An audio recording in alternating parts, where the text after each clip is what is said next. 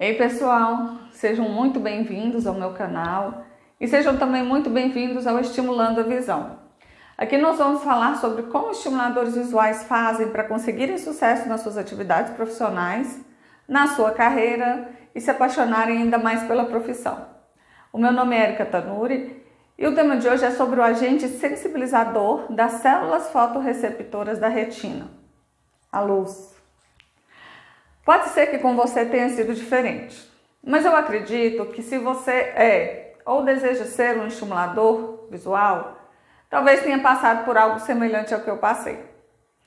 Realmente é algo divino, a habilidade de ver, de enxergar do ser humano, o que muitos chamam de milagre e que eu jamais ousaria discordar. Isso realmente é fascinante. Eu me lembro perfeitamente do dia em que a oftalmologia se apresentou para mim, de um jeito bem tímido e discreto. Eu estava lá no primeiro ano da faculdade de fisioterapia em Minas Gerais, faculdade de fisioterapia de Patrocínio. Era uma aula de saúde pública com o médico oftalmologista, o Dr. Evaldo. Eu estava lá na sua aula matinal, acompanhando as palavras dele. Eu lembro que eu estava sentada à esquerda da sua mesa, por volta da terceira ou quarta cadeira, mais ou menos. E quando eu escutei ele falar assim, olha, vocês ainda não sabem, mas existe fisioterapia para os olhos. Pronto, daquele momento em diante, para mim a aula acabou. Eu não prestei atenção em mais nenhuma palavra do professor. Enquanto a aula continuava, eu fiquei ali só tentando imaginar como que seria eu trabalhar na oftalmologia, como fisioterapeuta. E realmente a aula acabou. E de fato eu não consegui imaginar como seria isso. Poxa, mas por que o Dr. Evaldo não falou mais sobre aquele assunto? Por que, professor? Bom, simples, né, gente? Porque nós não temos isso na nossa grade curricular. E olha, isso foi em 1994. Olha só, século XX. E agora nós estamos no século XXI e ainda hoje nós não temos o sistema visual e a visão na nossa formação acadêmica. O que eu acho incompreensível, porque nós somos reabilitadores. Nós cuidamos principalmente do desenvolvimento motor, do desenvolvimento global, e não conhecemos justamente o sentido que tem maior responsabilidade sobre o desenvolvimento do indivíduo. Bom, poucos lá naquela aula vão se lembrar disso, mas aquela informação mudou para sempre a minha história. Mesmo eu sem imaginar que aquilo um dia definiu minha carreira como fisioterapeuta, porque eu nunca esqueci. Olha, teria sido completamente diferente a minha história se tivéssemos conhecido a reabilitação em oftalmologia logo na faculdade. Mas como não foi assim, eu consegui fazer acontecer, porque eu questionei, porque eu amo descobrir, aprender, eu gosto de ir além, eu gosto de me comprometer, de dedicar, de destrinchar melhor as coisas para o meu paciente e para mim também. Então, o fato de na nossa formação acadêmica não nos apresentar o sistema visual e a visão é um enorme obstáculo para futuros estimuladores visuais. É um prejuízo enorme tardar em conhecer esse fenômeno por trás da habilidade de ver, de enxergar, de entender o mundo ao nosso redor, que é o fenômeno da transformação da luz em sinapse. E como tudo na vida, nós precisamos de um ponto de partida. Nesse caso, é literalmente um ponto de partida mesmo. Nós vamos começar pela origem de tudo, aquela criada no primeiro dia do livro do Gênesis. Faça-se a luz. O principal objeto de trabalho e o maior objetivo de um estimulador visual é qual? É ajudar as pessoas a colocar a luz como parte de suas vidas. Se você fizer uma busca aí pelo Google, pelo assunto luz, no mais famoso papai das pesquisas, né, o titio Google, você vai logo ver de cara que a luz é basicamente uma onda do tipo eletromagnética. Ondas eletromagnéticas são oscilações provocadas por campos elétricos e magnéticos variáveis que se propagam tanto no vácuo quanto em meios materiais. A luz possui todas as características de uma onda eletromagnética, como, por exemplo, não precisar de matéria para se propagar. E ela tem uma velocidade de 300 mil quilômetros por segundo no vácuo. Mas o que diferencia a luz de outras ondas eletromagnéticas? Basicamente, ela está situada na zona do visível, no intervalo dentro do qual o olho humano é sensível a ela. A intenção desse vídeo não é falar de física, mas não tem como não falar de habilidades visuais sem entender o que é a luz, que é a fonte primária de todos os mecanismos da visão. E por isso a gente precisa um pouquinho mais além, a gente precisa falar um pouquinho disso. Eu considero importantíssimo saber que existem 3 grandes propriedades fundamentais de uma onda eletromagnética, que são também essenciais para um estimulador visual entender a respeito da luz, que são intensidade, frequência e polarização. Vamos falar sobre a intensidade. A intensidade é o que nós conhecemos por brilho, é a quantidade de luz, como por exemplo a iluminação presente nos ambientes, onde geralmente nós medimos por lumens. E falar sobre intensidade implica em quantificar e qualificar os materiais e equipamentos usados nas terapias de estimulação. Para ser considerado um ambiente bem iluminado, para uma sala, por exemplo, como essa, é recomendado que haja uma distribuição de luz entre 500 e 1000 lux, que seria a quantidade média de luz para cada metro quadrado desse ambiente. Com ressalvas às contraindicações que existem, por qual razão eu vou usar uma luz de intensidade inferior à do próprio ambiente em que alguém já não a percebe? Essa questão de intensidade de luz, ela é um critério que nós devemos ter a partir da necessidade de percepção do seu paciente. Aos que precisam de muita luz, porque ainda não vê sequer a luz, não reage à luz. Aos que precisam um pouco menos de luz. Aos que não podem com muita luz, ou os que precisam necessariamente da luminosidade do próprio ambiente. Casos mais comuns na prática de que é preciso oferecer pouca luz para um paciente é, como exemplo, o caso das epilepsias refratárias, em que um estímulo elétrico desencadeado pela luz pode favorecer a crise. Tem casos como rarefação do epitélio pigmentar retiniano, que é uma estrutura responsável por não deixar ofuscar, absorver o excesso de luz. Ou de uma pupila que não responde normalmente com a miose para controlar a quantidade de luz, uma pupila midriática, ou uma pupila que passou por uma iridectomia, que é uma cirurgia para aumentar o diâmetro dela, e assim ela perde o controle da quantidade de luz que entra. Bom, o ofuscamento ele pode causar até acidente. Se nós estamos, por exemplo, numa estrada escura e de repente o motorista na outra via joga aquele farol alto na nossa cara, a sensação nossa instantânea é de cegueira, é no mínimo desesperadora. Agora imaginem as pessoas com dificuldade de perceber as formas.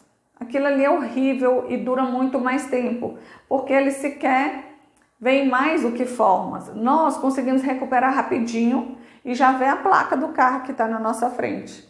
Mas aquele ofuscamento para eles é bem mais difícil, porque eles já não veem bem. Então, salvo casos semelhantes a esses, eu não vejo motivo para economizar luz. Se uma criança não reage sequer à luz do sol, ela precisa de mais luz e eu dou isso a ela.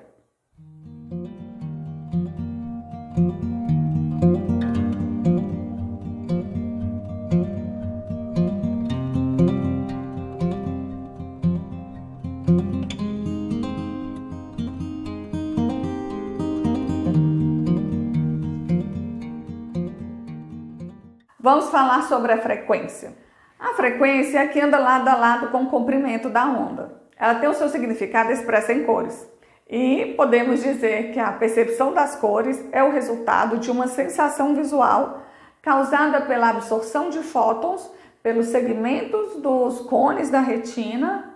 E essa sensação ela vai variar do vermelho ao violeta, que é o espectro visível ao olho humano. Nós somos capazes de ver a luz considerando as frequências de 400 Hz, que correspondem ao vermelho, e de 700 Hz, que corresponde à cor violeta. As frequências inferiores a 400 são infravermelho e as frequências superiores a 700 são as ultravioletas.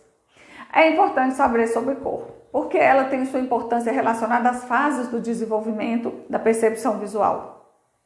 E além da capacidade de percepção e discriminação das cores, existe uma peculiaridade que é a preferência de cor de cada paciente, principalmente as crianças.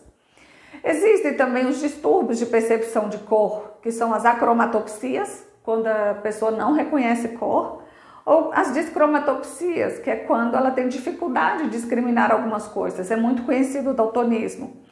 E também tem doenças degenerativas da retina, como distrofia de cones, que são os fotorreceptores responsáveis por nos informar a cor. Então é preciso saber, no programa de estimulação visual, se a criança percebe determinada cor, e é preciso também saber como nós vamos estimular a percepção e reconhecimento dessa cor naquela criança. Mas então, nós usamos fonte de luz coloridas por quê? Porque a cor, ela deve fazer parte da nossa vida, assim como a luz. Realmente, gente, é emocionante ver uma criança reagindo à luz. Eu posso ver isso todos os dias e é sempre algo que me emociona muito. Mas olha, ver uma criança perceber cor é uma coisa muito linda. A gente vê a criança reagindo à cor. Muitas vezes ela não nos fala, mas nós constatamos. E nós constatamos como? Através da alegria daquela criança. A cor, ela traz um brilho mais que especial para o mundo, de qualquer pessoa. Para uma criança, ver as cores é como ver a luz pela primeira vez. A alegria dela não é só ali naquele momento. Não, a vida dela toda muda. E ela fica mais feliz. Seu comportamento é outro, seu interesse é outro. A alegria das cores já leva a criança para o brincar. E o brincar é a principal atividade delas. O brincar é o que mais proporciona interação e o desenvolvimento cognitivo nas crianças. Um exemplo. Eu tenho um menininho lindo, muito esperto, que logo que aprendeu a perceber as cores, ele se interessou pelos brinquedos mais funcionais. Lógico. Ele deixou de se interessar pelas bolas em preto e branco e é assim. Tá lá sentado no meu tatamezinho de topete arrepiado, com seus óculos vermelhos. Ele tem uns dois anos, um óculos de 15 graus, porque ele teve uma catarata congênita. E antes de aprender as cores, o comportamento dele era o seguinte: qualquer brinquedo serviria, desde que tivesse som, desde que tivesse brilho, desde que tivesse alguma coisa em preto e branco. Aí agora, gente, o avião tem que ser o avião azul. A bola tem que ser a bola laranja. Eu posso colocar aviões com tonalidades próximas, né? Outros tons de azuis que ele identifica exatamente o tom que ele gosta. Eu misturo bolas laranjas de tonalidades próximas e ele pega sempre a bolinha que é da cor que ele gosta. Ele sabe a tonalidade. E isso é tem um significado muito grande, não só para a família, mas para o terapeuta e principalmente para a criança. Gente, o mundo sem cor não seria só sem graça, mas ele também nos ensinaria muito menos. Isso que eu estou falando agora é muito sério, por mais que pareça simples. Porque a cor ela é uma informação a mais em uma cena. Na compreensão do ambiente ou no enriquecimento de uma informação a ser processada por nosso córtex. Eu vejo isso muito claramente todos os dias, em muitos episódios, mas como mais um exemplo. Certo dia, uma menininha fofa que eu atendo lá, daquela super esperta, toda bonequinha, ela assistiu o videozinho de preferência dela. Estava lá com a velocidade diminuída, né, para que ela pudesse observar melhor os detalhes, assimilar e compreender. E ela assistia atentamente o desenho do carrinho no vídeo. Esse dia ela descobriu que o carrinho que ela adora carrinhos, não era só dos bombeiros, que já tem características diversas como a sirene, a velocidade e a função. Nesse dia, ela descobriu algo que fez um sentido a mais na história que ela já assistia frequentemente e também na vida dela. Esse dia ela olhou para mim com alegria muito mais que especial, falou assim: tia, é um carro vermelho, igual o batom da mamãe.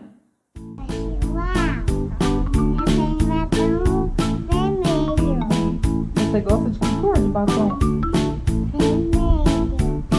Olha aqui pra mamãe direitinho. Dá um sorrisinho. Nossa! Parece simples, né? Mas isso é muito rico. é percepção de cor, é relacionar cor, é compreender o sentido delas e de todas as informações que constituem uma cena onde ela está. E ainda por cima, sentir muita alegria. Vamos falar agora sobre a polarização. A polarização é uma propriedade da luz que está ligada à organização da propagação da luz no espaço. Mas como assim organização de luz no espaço? É o seguinte, a luz, como uma boa onda eletromagnética que ela possui várias direções de vibração em sua propagação, como por exemplo, horizontal, vertical, inclinado para a direita, inclinado para a esquerda, etc. Só que são todas ao mesmo tempo. Em 1969, um dinamarquês chamado Erasmo Bartholin, ele relatou pela primeira vez que era possível organizar essa forma de propagação para um específico sentido. E isso mais tarde foi chamado de polarização. Mas isso tem a ver com o trabalho de estimulação visual, gente? Sim, porque nós podemos relacionar isso ao uso dos nossos tão necessários, queridos e amados anteparos e filtros, que nós usamos não só os terapeutas, mas os professores principalmente. É através deles que nós somos capazes de controlar, por exemplo, a intensidade de luz, o excesso de luz, a intensidade das cores nas nossas atividades de estimulação. Esse recurso é muito útil quando nós precisamos ensinar uma criança a ver luz, mas ela é sensível à fotoestimulação, como esses exemplos que eu já citei anteriormente. Aliás, um outro exemplo do fenômeno de polarização é o laser, uma luz que ela se distingue das demais porque ela é uma fonte com coerência espacial, ou seja, ela sai de um feixe bem estreito e longitudinal, que ela é polarizada em uma única frequência. Eu costumo muito usar. Frequentemente eu projeto em superfícies para ajudar os nossos pacientes a fixação visual, porque por ele ser um feixe muito bem definido e concentrado, ele é muito facilmente percebido. Mas a gente tem que ter um cuidado porque ele também pode ser muito perigoso, justamente por essas características de concentração, definição, ele traz o calor. E ele pode realmente queimar nossa retina se projetada diretamente no olho ou pelo reflexo do espelho. Então é importante saber usar o lado bom do laser, porque um simples ponto de luz pode provocar respostas motoras fantásticas, além de estimular a visão.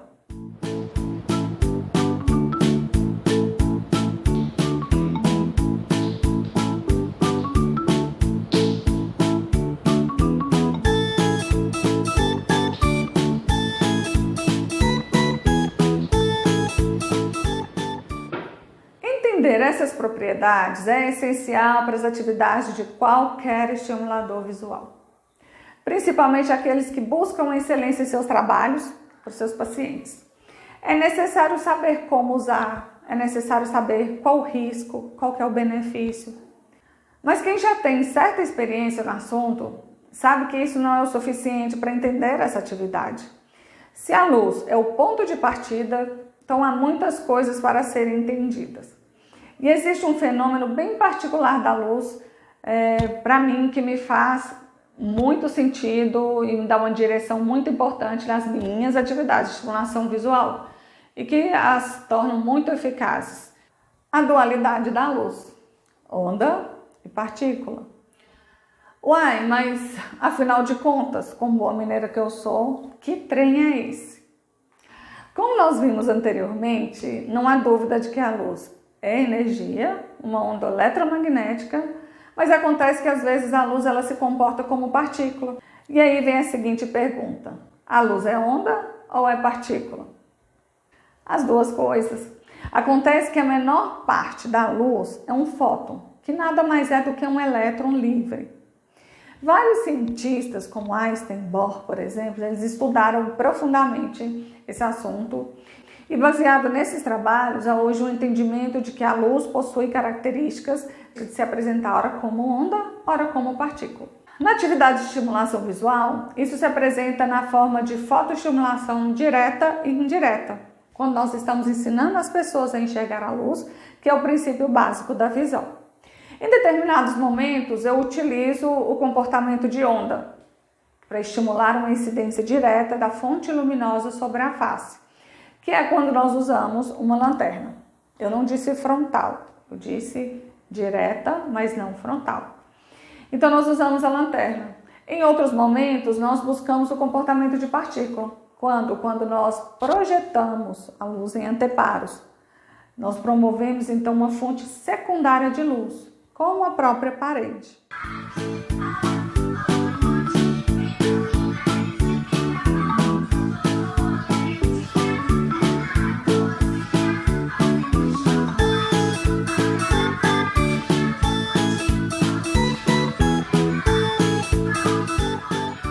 Sabem outra característica muito interessante sobre a luz, gente? É a formação de sombra e penumbra. Enquanto eu ainda conhecia de forma muito rasa a estimulação visual, eu não sabia corretamente o significado prático dessas duas apresentações. A sombra, ela nos permite ver a forma e a penumbra nos permite ver apenas um restinho de luz, aquele restinho de luz ali ao redor daquela forma. E daí, por que é importante a gente conhecer isso? Na prática da nossa atividade diária, que sentido faz ver as coisas borradas, gente? Ou com formas? Faz diferença? Bom, e daí que a partir dessa informação, nós entendemos a que distância da fonte de luz é interessante ou não manter um objeto. Se nós colocarmos um objeto a ser fixado longe dessa fonte, nós vamos perceber as formas lá na parede. Se nós colocamos esse objeto a ser fixado próximo da fonte, nós vamos ver apenas aquele restinho de luz ali ao redor. Nós não conseguimos ver a forma. E seguindo essa lógica, nós regulamos o tamanho da imagem e com isso nós conseguimos colocar na melhor forma a dimensão que deve ser percebida por aquele olho. Tanto pelo quanto ele pode captar, como pelo como e onde aquele campo visual daquele olho pode perceber. Quem nunca brincou de teatro de sombras, né? É super instigante. É instigante descobrir a que se assemelha aquela imagem, tanto pelo lúdico quanto pela compreensão daquela imagem. Perceber é o início de aprender e então apreender. Porque nós estamos trabalhando o tempo inteiro com cognição. Olha só esse caso. Uma bebezinha, né? Linda, linda, meses que ela tem. Ela se divertia ali horrores com a sombra dos meus dedos projetados na parede. Então ela acompanhava o movimento da mão subindo da direita para o teto, que ela é o exercício que ela estava precisando aprender. Perceber o direito e seguir para cima. Então ela já logo percebeu e conseguia seguir. E foi alcançando uma velocidade interessante de seguimento. De repente, antes do que eu esperava, ela já começou a antecipar aquele movimento. Então ela percebeu a mão à direita, na hora que a mão fez o movimento de sair, ela já olhou para cima. Então ela já conseguiu alternar o ângulo que ia ser projetado. Já olhava para o teto na hora que a mão saía da direita. Espertíssima. E além disso, ela não parou por aí. Ela logo olhou para minha mão e descobriu que tinha ali uma luz, que eram os meus dedos que estavam fazendo aquela sombra. Vídeo das sombras. Que bonito! Você gostou?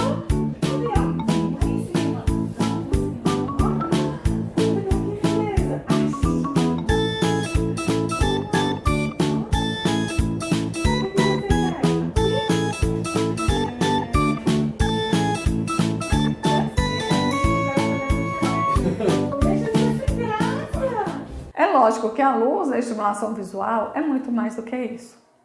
Tudo que nós vemos é luz. Há muita coisa para saber sobre a luz e tudo que ela nos mostra. Como o corpo humano capta, lê, interpreta as informações obtidas no nosso meio. A entrada da luz a partir da córnea, da retina, a transformação de impulsos nervosos para o cérebro e a sua decodificação. Então inscreva nesse canal, fique por dentro, porque ainda tem muita coisa para a gente compartilhar com vocês. Até a próxima, tchau!